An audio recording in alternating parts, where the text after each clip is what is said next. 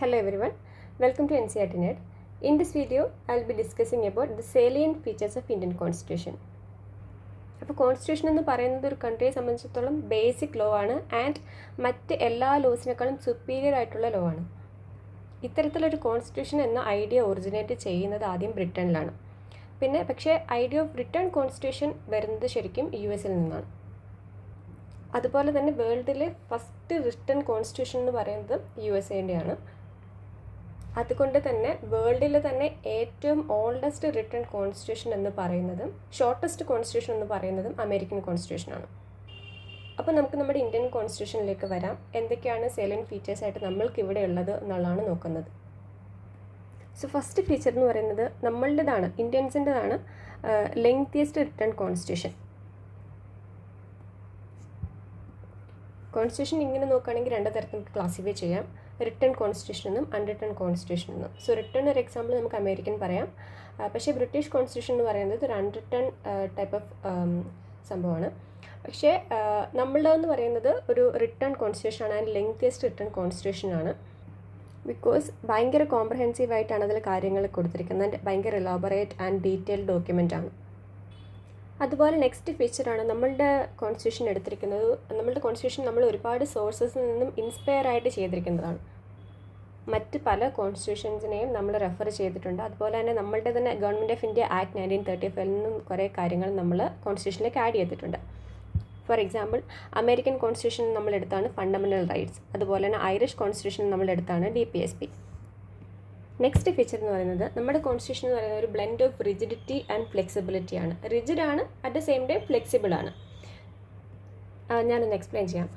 Constitution നമുക്ക് രണ്ട് രീതിയിൽ നോക്കാം, റിജിഡ് എന്നും ഫ്ലെക്സിബിൾ എന്നും നോക്കുകയാണെങ്കിൽ. ഒരു റിജിഡ് കോൺസ്റ്റിറ്റ്യൂഷൻ എന്ന് വെച്ചാൽ നമുക്ക് അത്ര പെട്ടെന്നൊന്നും അതിൽ അമെൻമെൻറ്റ് വരുത്താൻ പറ്റില്ല. ഒരു സാധാരണ ഒരു ഓർഡിനറി ലോ പാസ് ചെയ്യുന്ന പോലെ അതിൽ പെട്ടെന്ന് അമെൻമെൻറ്റോ ഒന്നും ചെയ്യാനായിട്ട് നമുക്ക് പറ്റത്തില്ല, അങ്ങനത്തെ റിജിഡ് ആയിട്ടുള്ള സംഭവമാണെങ്കിൽ. അതിനൊക്കെ നമുക്ക് സ്പെഷ്യൽ പ്രൊസീജിയറെ വേണ്ടി വരും അമെൻമെൻറ്റ്സ് ഒക്കെ നടത്തണമെന്നുണ്ടെങ്കിൽ. അതിന് എക്സാമ്പിൾ റിജിഡ് കോൺസ്റ്റിറ്റ്യൂഷൻ എക്സാമ്പിളാണ് USA-ൻ്റെത്, കാനഡയുടെ കോൺസ്റ്റിറ്റ്യൂഷൻ, സ്വിറ്റ്സർലൻഡ്, ജപ്പാൻ, ഓസ്ട്രേലിയ, ഇവിടുത്തെയൊക്കെ എന്ന് പറയുന്നത് റിജിഡ് ആയിട്ടുള്ള കോൺസ്റ്റിറ്റ്യൂഷനാണ്. ഇനി ഒരു ഫ്ലെക്സിബിൾ കോൺസ്റ്റിറ്റ്യൂഷൻ എടുക്കുകയാണെങ്കിൽ അത് കുറച്ചുകൂടെ വളരെ എളുപ്പത്തിൽ നമ്മൾക്ക് അമെൻമെൻറ്റ് നടത്താൻ പറ്റും. ഫോർ എക്സാമ്പിൾ ഒരു പാർലമെൻറ്റിൻ്റെ സിമ്പിൾ മെജോറിറ്റി ഒക്കെ ഉണ്ടെങ്കിൽ ഒരു ഭയങ്കര എളുപ്പത്തിൽ നമുക്ക് ഒരു കോൺസ്റ്റിറ്റ്യൂഷനിൽ നമുക്ക് അമെൻമെൻറ്റ്സ് ഒക്കെ ചെയ്യാൻ പറ്റുന്നുണ്ടെങ്കിൽ അതൊരു ഫ്ലെക്സിബിൾ ആയിട്ടുള്ള കോൺസ്റ്റിറ്റ്യൂഷൻ ആണ്. അതിന് എക്സാമ്പിളാണ് ബ്രിട്ടീഷ് കോൺസ്റ്റിറ്റ്യൂഷൻ. റിജിഡിൻ്റെ ഞാൻ എക്സാമ്പിൾ പറഞ്ഞു. USA, കാനഡ, ജപ്പാൻ, ഓസ്ട്രേലിയ, സ്വിറ്റ്സർലൻഡൊക്കെ ഭയങ്കര റിജിഡ് ആയിട്ടുള്ള കോൺസ്റ്റിറ്റ്യൂഷൻ എക്സാമ്പിളുകളാണ്. പക്ഷേ നമ്മളുടെ എന്ന് പറയുന്നത് it's blend of rigidity and flexibility. ഇത് കൊണ്ടുവന്നത് ഒരു ബാലൻസ് മെയിൻറ്റെയിൻ ചെയ്യാൻ വേണ്ടിയിട്ടാണ്. ഒരുപാട് റിജിഡ് ആകാനും പാടില്ല, ഫ്ലെക്സിബിൾ ആവുകയും വേണം. സോ ഒരു ബാലൻസ് അങ്ങനെ മെയിൻറ്റെയിൻ ചെയ്യാൻ വേണ്ടിയിട്ടാണ് ഇങ്ങനത്തെ ഒരു സിസ്റ്റം കൊണ്ടുവന്നത്. The makers of a constitution wanted to strike a balance. അതിൻ്റെ റീസൺ എന്ന് പറയുന്നത് the constitution must be amended if so required, but it must be protected from unnecessary and frequent changes. Frequent ആയിട്ടുള്ള changes ഒഴിവാക്കാനായിട്ടാണ് ഇങ്ങനെ ഒരു system നമ്മൾ കൊണ്ടുവന്നത്. വേറൊരു രീതിയിൽ പറയുകയാണെങ്കിൽ they wanted the constitution to be flexible and at the same time rigid.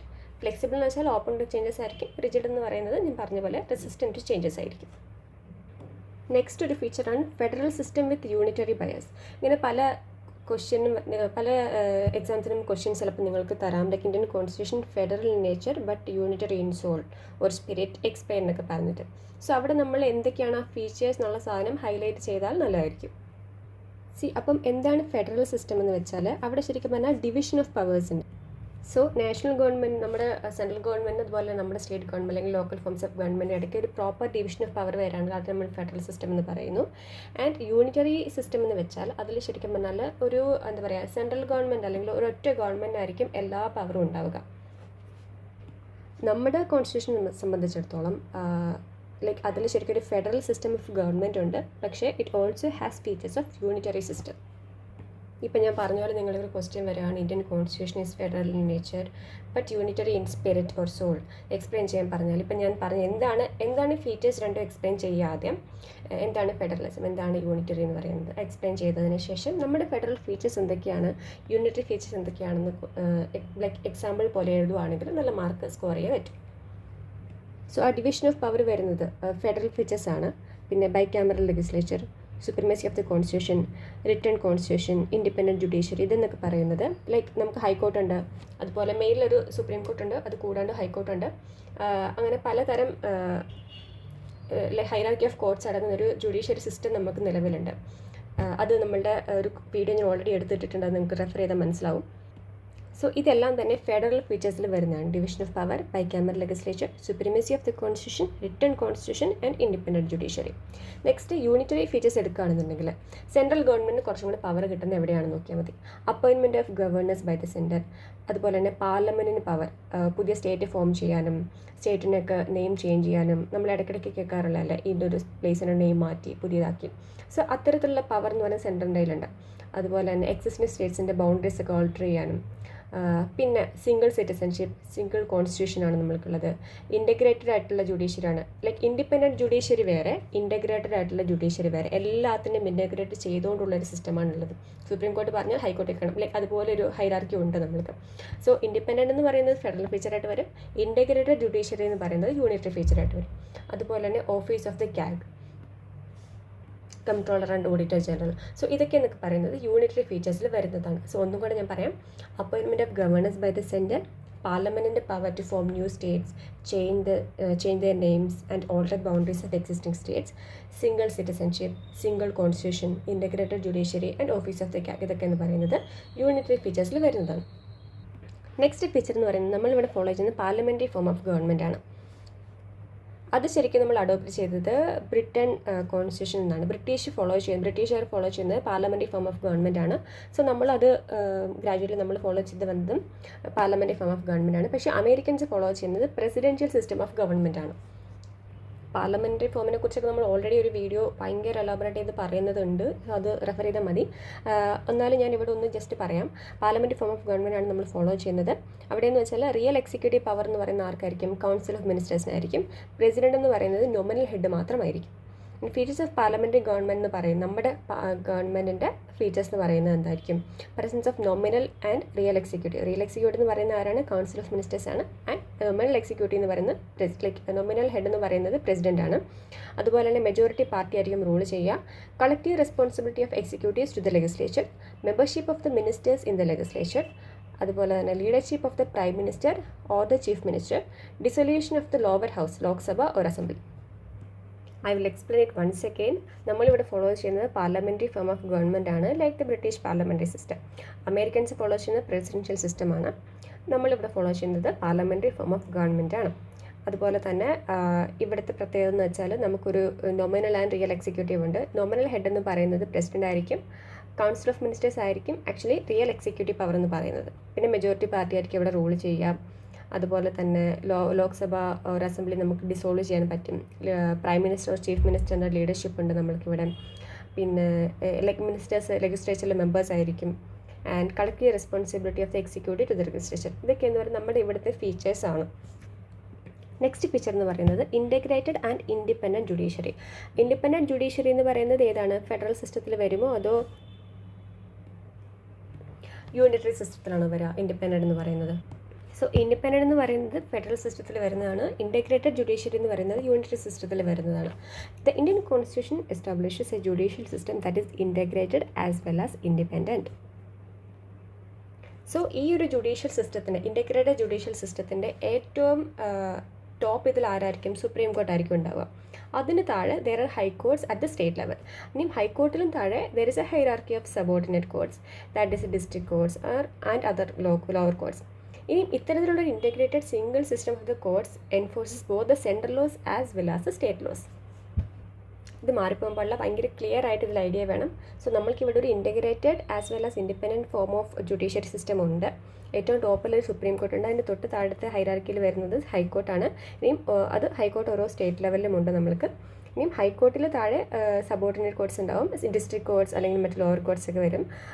ഇനിയും ഈ ഒരു സിംഗിൾ സിസ്റ്റമാണ് നമ്മളുടെ സെൻട്രൽ ലോസും അതുപോലെ സ്റ്റേറ്റ് ലോസും എല്ലാം നമ്മൾക്കിവിടെ എൻഫോഴ്സ് ചെയ്യുന്നത്. നെക്സ്റ്റ് ഏറ്റവും ഇമ്പോർട്ടൻ്റ് ആയിട്ടുള്ള സംഭവം എ സെക്യുലാർ സ്റ്റേറ്റ്. നമ്മുടെ സ്റ്റേറ്റ് ഇന്ത്യ എന്ന് പറയുന്ന ഒരു സെക്യുലാർ സ്റ്റേറ്റാണ്. ഒരു മതത്തിനും ഇവിടെ പ്രസക്തി ഇല്ല ശരിക്കും. So the constitution of India stands for A secular state.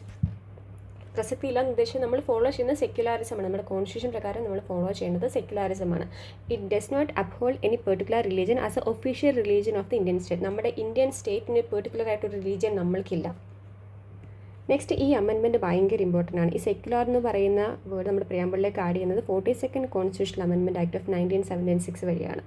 So ഈ ഒരു പെർട്ടിക്കുലർ അമെൻമെൻറ്റ് 1976 നടന്നു, 42nd കോൺസ്റ്റിറ്റ്യൂഷണൽ അമെൻമെൻറ്റ് നടന്നു. അതുവഴി സെക്യുലർ എന്ന് പറയുന്ന ടേം നമ്മുടെ പ്രിയാമ്പിളിലേക്ക് ആഡ് ചെയ്യപ്പെട്ടു. Preamble secures to all citizens of India liberty of belief, faith and worship. So ഒരു ഇമ്പോർട്ടൻറ്റ് ഫീച്ചറാണ്. നമ്മുടെ ഒരു സെക്യുലർ സ്റ്റേറ്റ് ആണ് കോൺസ്റ്റിറ്റ്യൂഷൻ. പിന്നെ സ്റ്റാൻഡ്സ് ഫോർ സെക്യുലർ സ്റ്റേറ്റ്, അതായത് നമ്മൾക്കൊരു ഒഫീഷ്യൽ റിലീജിയൻ ഇല്ല, ഇന്ത്യൻ സ്റ്റേറ്റിന് ഒരു ഒഫീഷ്യൽ റിലീജിയൻ ഇല്ല. പിന്നെ ഇമ്പോർട്ടൻ്റ് ആയിട്ടുള്ള കാര്യം പറയുന്നത് 42nd constitutional amendment act of 1976 വഴി സെക്യുലർ എന്ന് പറയുന്ന ടേം നമ്മുടെ പ്രിയാമ്പിളിലേക്ക് ആഡ് ചെയ്യപ്പെട്ടു. നെക്സ്റ്റ്, നമ്മൾക്ക് എല്ലാവർക്കും റൈറ്റ് ടു വോട്ട് എന്ന് പറയുന്നത് കൊണ്ടുവരുന്നത് universal adult franchise. It means that 18 വയസ്സിൻ്റെ മുകളിലുള്ള എല്ലാവർക്കും വോട്ട് ചെയ്യാനുള്ള റൈറ്റ് ഉണ്ട്, without any discrimination of caste, race, religion, sex, literacy, wealth and so on. So നമ്മുടെ കോൺസ്റ്റിറ്റ്യൂഷൻ അഡോപ്റ്റ് ചെയ്യുന്ന ഒരു യൂണിവേഴ്സൽ അഡൽട്ട് ഫ്രാഞ്ചൈസ് ആണ്. As A basis of elections to Lok Sabha and the state legislative assemblies, every citizen who is not less than 18 years of age has A right to vote without any discrimination of caste, race, religion, sex, literacy, wealth and so on. മുൻപ് നമ്മൾക്ക് vote ചെയ്യാനുള്ള പ്രായം എന്ന് പറയുന്നത് 21 years ആയിരുന്നു. പക്ഷെ അതിൽ നിന്ന് കുറച്ചിട്ട് 18 years ആക്കിയത് 61st constitutional amendment act of 1988 പ്രകാരം നമ്മളുടെ വോട്ട് ചെയ്യാനുള്ള ഏജ് എന്ന് പറയുന്നത് 21 നിന്നും 18 ആയിട്ട് കുറയ്ക്കുക ചെയ്തത്. സോ ഡെമോക്രസിയെ കുറച്ചുകൂടി സ്ട്രോങ് ആക്കുന്നത് നമ്മുടെ ഈ യൂണിവേഴ്സൽ അഡൽട്ട് ഫ്രാഞ്ചൈസ് ആണ്. It upholds principle of equality, enables minorities to protect their interest and opens up new hopes and വിസസ് for weaker sections. Next, single സിറ്റിസൺഷിപ്പാണ് നമ്മൾക്കിവിടെ ഉള്ളത്, ഇന്ത്യൻ സിറ്റിസൺഷിപ്പ്. US എന്ന് വെച്ചാൽ ഒരു US സിറ്റിസൺ ആയിരിക്കും. അതുപോലെ തന്നെ ഒരു പെർട്ടിക്കുലർ സ്റ്റേറ്റിൽ സിറ്റിസൺ പോലെ അവർക്ക് കൊടുക്കും. പക്ഷെ നമ്മൾക്ക് ഇവിടെ ഒരുപാട് സ്റ്റേറ്റ്സ് ഉണ്ടെങ്കിൽ പോലും, സെൻട്രൽ ആൻഡ് സ്റ്റേറ്റ്സ് ഒരുപാട് ഉണ്ടെങ്കിൽ പോലും നമ്മൾക്ക് ഒരേ ഒരു സിറ്റിസൺഷിപ്പ് മാത്രമേ ഉള്ളൂ. നമ്മൾ എവിടെ പോയാലും നമ്മൾ ഇന്ത്യൻ ആയിരിക്കും, ഇന്ത്യൻ ആയിട്ടാണ് പറയാം. Which means in India, all citizens, irrespective of the state in which they are born or reside, enjoy the same political and civil rights of citizenship all over the country and no discrimination is made between them. ഇപ്പം ഞാൻ ഡൽഹിയിലാണുള്ളത്. ഞാൻ കേരളത്തിലുള്ളപ്പോൾ എനിക്ക് ഒരു തരത്തിലുള്ള ലോവും ഡൽഹിയിലുള്ളപ്പം വേറൊരു തരത്തിലുള്ള ലോയും അല്ല എനിക്ക് വരിക. മൊത്തത്തിലൊരു ഇന്ത്യൻ എന്തൊക്കെ റൈറ്റ്സ് ഉണ്ടോ അതെനിക്ക് ഇവിടെയും ഉണ്ട്, എനിക്ക് കേരളത്തിലുള്ളപ്പോഴും ഉണ്ട്. സോ നമ്മൾ എവിടെ പോയാലും, നമ്മുടെ കൺട്രിയിൽ നമ്മൾ എവിടെ പോയാലും same political and civil rights ആയിരിക്കും എല്ലാ സിറ്റിസൺസിന് കിട്ടുക. അതിന് no discrimination is made between them. Next feature എന്ന് പറയുന്നത് ഇൻഡിപെൻഡൻറ്റ് ബോഡീസ് നമുക്ക് ഇവിടെ അവൈലബിൾ ആണ്. ഒരുപാട് ഇൻഡിപെൻഡൻറ്റ് ബോഡീസ് നമുക്കുണ്ട്. സർട്ടൻ ഇൻഡിപെൻഡൻസ് ബോഡീസ് നമുക്ക് എസ്റ്റാബ്ലിഷ് ചെയ്തിട്ടുണ്ട് കോൺസ്റ്റിറ്റ്യൂഷൻ പ്രകാരം. നമുക്കിവിടെ legislative organ, executive organ, judicial organ എന്നൊക്കെ പറഞ്ഞിട്ട് ഗവൺമെൻറ്റിന് പല രീതികളുണ്ടെങ്കിൽ പോലും ഡിഫറെൻറ്റ് ഫംഗ്ഷൻസിന് വേണ്ടിയിട്ട് ഡിഫറെൻറ്റ് ഇൻഡിപെൻഡൻറ്റ് ബോഡീസ് നമ്മൾ ക്രിയേറ്റ് ചെയ്തിട്ടുണ്ട്. കോൺസ്റ്റിറ്റ്യൂഷൻ വെച്ച് തന്നെ ക്രിയേറ്റ് ചെയ്തിട്ടുണ്ട്. ഇലക്ഷൻ കമ്മീഷൻ ഉണ്ട് നമ്മൾക്ക്. അതുപോലെ തന്നെ CAG ഉണ്ട്, ഞാൻ നേരത്തെ പറഞ്ഞ പോലെ തന്നെ comptroller and auditor general of India. Next UPSC ഉണ്ട്, സ്റ്റേറ്റ് പബ്ലിക് സർവീസ് കമ്മീഷൻ ഉണ്ട്. സോ ഇതെല്ലാം ഇൻഡിപെൻഡൻറ്റ് ബോഡീസ് നമ്മുടെ കോൺസ്റ്റിറ്റ്യൂഷൻ പ്രകാരം തന്നെ ക്രിയേറ്റ് ചെയ്യപ്പെട്ടിരിക്കുന്നതാണ്. നെക്സ്റ്റ് ഫീച്ചർ എന്ന് പറയുന്നത് എമർജൻസി പ്രൊവിഷൻസ് ആണ്, അടിയന്തരാവസ്ഥ. The Indian Constitution contains elaborate emergency provisions to enable the President to meet any extraordinary situation effectively. എന്തെങ്കിലും ഒരു എക്സ്ട്രാ സിറ്റുവേഷൻ വരികയാണെങ്കിൽ ആ ഒരു പെർട്ടിക്കുലർ പോയിന്റ് ഓഫ് ടൈമിൽ നമ്മുടെ പ്രസിഡൻറ്റിന് ഒരു എമർജൻസി ഡിക്ലെയർ ചെയ്യാനുള്ള പവർ ഉണ്ട്. അതെന്തിനാണെന്ന് വെച്ചാൽ it's to safeguard the sovereignty, unity and integrity and security of the കൺട്രിയുടെ മാത്രമല്ല നമ്മുടെ പൊളിറ്റിക്കൽ സിസ്റ്റത്തിനെയും നമ്മുടെ കോൺസ്റ്റിറ്റ്യൂഷനെയും ഒക്കെ സെക്യൂർ ചെയ്യാൻ വേണ്ടിയിട്ടാണ് ഇത്തരത്തിലുള്ളൊരു പവർ പ്രസിഡൻറ്റിന് കൊടുത്തിരിക്കുന്നത്. ഇനിയും കോൺസ്റ്റിറ്റ്യൂഷനിൽ ഇത്തരത്തിലുള്ള 3 ടൈപ്പ് എമർജൻസിയാണ് പറയുന്നത്: national emergency, state emergency, financial emergency. ഇതിൽ നാഷണൽ എമർജൻസി എന്ന് പറയുന്നത് ആർട്ടിക്കിൾ 352 പ്രകാരമാണ്. ഇനി ഇതിലേക്ക് +4 ചെയ്ത് പോയിട്ട് നമുക്ക് അടുത്ത എമർജൻസി കിട്ടും. നെക്സ്റ്റ് സ്റ്റേറ്റ് എമർജൻസി എന്ന് പറയുന്നത്, സ്റ്റേറ്റ് എമർജൻസി നമ്മുടെ പ്രസിഡൻസ് റൂൾ എന്നാണ് പറയുക. ഒരു പെർട്ടിക്കുലർ സ്റ്റേറ്റിൽ കൊടുക്കുകയാണെങ്കിൽ അവിടെ പ്രസിഡൻറ്റ് റൂൾ ചെയ്യാമെന്ന് പറയാം. സോ അതെന്ന് പറയുന്നത് 356 പറയുന്നു. സോ 356 നമ്മുടെ പ്രസിഡൻസ് റൂൾ അഥവാ സ്റ്റേറ്റ് എമർജൻസി പറയുന്നു. നെക്സ്റ്റ് ഫിനാൻഷ്യൽ എമർജൻസി പറയുന്നത് 360 അതാണ് ഞാൻ പറഞ്ഞത്, +4 ചെയ്ത് പോവുകയാണെങ്കിൽ. സോ നാഷണൽ ഏറ്റവും ടോപ്പിൽ നിൽക്കും, അത് കഴിഞ്ഞിട്ട് സ്റ്റേറ്റ് എമർജൻസി വരും, അത് കഴിഞ്ഞിട്ട് ഫിനാൻഷ്യൽ എമർജൻസി നമ്മൾ നോക്കുക. സോ അത് ആർട്ടിക്കിളിൻ്റെ ഓർഡർ നിങ്ങൾക്കൊന്ന് മനസ്സിലാവാൻ വേണ്ടിയിട്ടുള്ളൊരു ട്രിക്കാണ്. സോ ആർട്ടിക്കിൾ 352 പറയുന്നത് national emergency on the ground of war or external aggression or armed rebellion. Next state emergency അഥവാ പ്രസിഡന്റ് റൂൾ പറയുന്നത് on the ground of failure of constitutional machinery in the States. Article 356 പ്രകാരം 356 പ്രകാരം എന്തെങ്കിലും എന്താ പറയുക, നമ്മുടെ സ്റ്റേറ്റിൽ എന്തെങ്കിലും കോൺസ്റ്റിറ്റ്യൂഷണൽ മെഷീനറി എന്തെങ്കിലും ഒരു രീതിയിൽ വർക്ക് ആവുന്നില്ല, പ്രോപ്പറായിട്ട് എന്തെങ്കിലും വർക്ക് ആവുന്നില്ല, പ്രശ്നം നടക്കുകയാണെന്നുണ്ടെങ്കിൽ അവിടെ പ്രസിഡൻസ് റൂൾ വരാൻ സാധ്യതയുണ്ട്. അത് നമ്മൾ സ്റ്റേറ്റ് എമർജൻസി എന്ന് പറയുന്നു.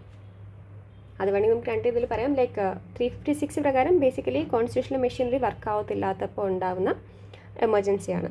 ഇനിയും failure to complete the directions of the centre പറയുന്നത് കേൾക്കുന്നില്ല എന്നുള്ള രീതിക്കാണെങ്കിൽ അതിനെക്കുറിച്ച് മെൻഷൻ ചെയ്തിരിക്കുന്ന ആർട്ടിക്കിൾ 365 ആണ്. സോ ഇത് ജസ്റ്റ് അങ്ങോട്ടും ഇങ്ങോട്ടും നമ്പേഴ്സ് മാറ്റിയിട്ടാൽ മതി. 356, 365 അത് സെൻറ്റർ പറയുന്നത് കേൾക്കാത്തപ്പോൾ ഉള്ളത് 365 ആണ്. ലൈക്ക് കോൺസ്റ്റിറ്റ്യൂഷൻ മെഷീനറി ഫെയിൽ ആവുന്ന കണ്ടീഷനുള്ളത് 356 ആണ്. അത് സ്റ്റേറ്റ് എമർജൻസി വരും. നെക്സ്റ്റ് ഈസ് ഫിനാൻഷ്യൽ എമർജൻസി എന്ന് പറയുന്നത് on the ground of threat to the financial stability or credit of India. അത് ആർട്ടിക്കിൾ 360 പറയുന്നത്.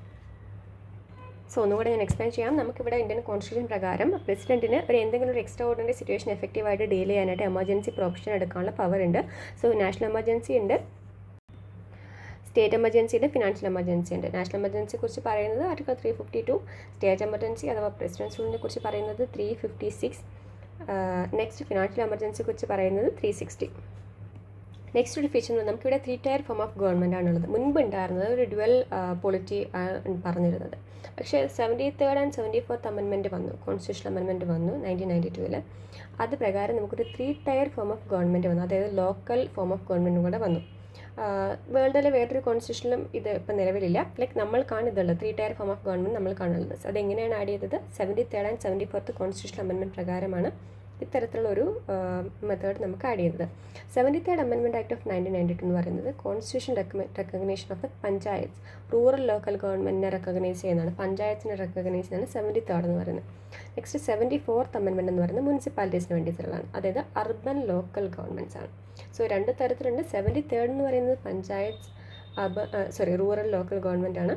നെക്സ്റ്റ് 74th എന്ന് പറയുന്നത് നമ്മുടെ മുനിസിപ്പാലിറ്റീസ് ആണ്, അർബൻ ലോക്കൽ ഗവൺമെൻറ്റ്സിന് വേണ്ടിയിട്ടുള്ളതാണ്, മാറിപ്പോകരുത്. സോ ഒന്നുകൂടെ പറയാം, നമുക്കിവിടെ 3 ടയർ ഫോം ഓഫ് ഗവൺമെൻറ് ആണുള്ളത്. ഇന്ത്യയിലാണ് ഈ ഫീച്ചർ ഉള്ളത്. ആൻഡ് 2 അമെൻമെൻറ്റ്സ് ആണ് ബേസിക്കലി ഉള്ളത്, 73rd and 74th constitution amendment. 73rd പ്രകാരം 73rd അമെൻമെൻറ്റ് ഓഫ് 1992 അതിൽ constitution recognition of the panchayats, rural local governments. And 74th amendment act of 1992 എന്ന് പറയുന്നത് constitution recognition of the municipalities, urban local governments. Next fundamental rights. നമ്മുടെ കോൺസ്റ്റിറ്റ്യൂഷനിലെ ഒരു particular part തന്നെയുണ്ട്. നമുക്ക് എല്ലാവർക്കും ഇവിടെ ജീവിക്കാനുള്ള അവകാശം, റൈറ്റ് തരുന്ന ഓരോന്നിനുള്ള നമുക്ക് ഇൻഡിവിജ്വൽ റൈറ്റ്സ് കിട്ടുന്നത് ഈ പാർട്ടിൽ നിന്നാണ്. Part 3 of the Indian constitution guarantees 6 fundamental rights to all Indian citizens. Right to equality, right to freedom, right against exploitation, right to freedom of religion, cultural and education rights, right to constitutional remedies. അത് article 32. നമ്മൾ detail ആയിട്ട് പിന്നെ ഇതിനെക്കുറിച്ച് നോക്കാം. ഇത് just feature പറയുന്നതുകൊണ്ട്, like salient features പറയുന്നതുകൊണ്ട് ഞാനൊന്ന് പറഞ്ഞു പോകുന്നത് മാത്രം. സോ ഫണ്ടമെൻ്റൽ റൈറ്റ്സ് നമ്മുടെ പാർട്ട് 3 ഇന്ത്യൻ കോൺസ്റ്റിറ്റ്യൂഷൻ്റെ പാർട്ട് 3 നമ്മൾക്ക് 6 ഫണ്ടമെൻ്റൽ റൈറ്റ്സ് ആണ് എല്ലാ സിറ്റിസൺസിനും കൊടുത്തിരിക്കുന്നത്. ആർട്ടിക്കിൾസ് 14 to 18 പറയുന്നത് right to equality, articles 19 to 22 പറയുന്നത് right to freedom, right against exploitation പറയുന്നത് articles 22 to 23. Then right to freedom of religion 25 to 28. Cultural and education rights നമുക്ക് കിട്ടുന്നത് 29 to 30. ആൻഡ് റൈറ്റ് ടു കോൺസ്റ്റിറ്റ്യൂഷൻ റെമഡീസ് അത് article 32 കിട്ടുന്നു. The fundamental rights are meant for promoting the idea of political democracy. They are justiciable in nature, that is, they are enforceable by the courts for their violation. ഏതെങ്കിലും രീതിയിൽ നമ്മുടെ fundamental right violate ചെയ്തു എന്ന് തോന്നിയാൽ നമുക്ക് നേരെ കോർട്ടിനെ approach ചെയ്യാൻ പറ്റുന്നതാണ്. അതുകൊണ്ട് തന്നെ ഫണ്ടമെൻ്റൽ റൈറ്റ് ജസ്റ്റിസിയബിൾ ഇൻ നേച്ചറാണ്.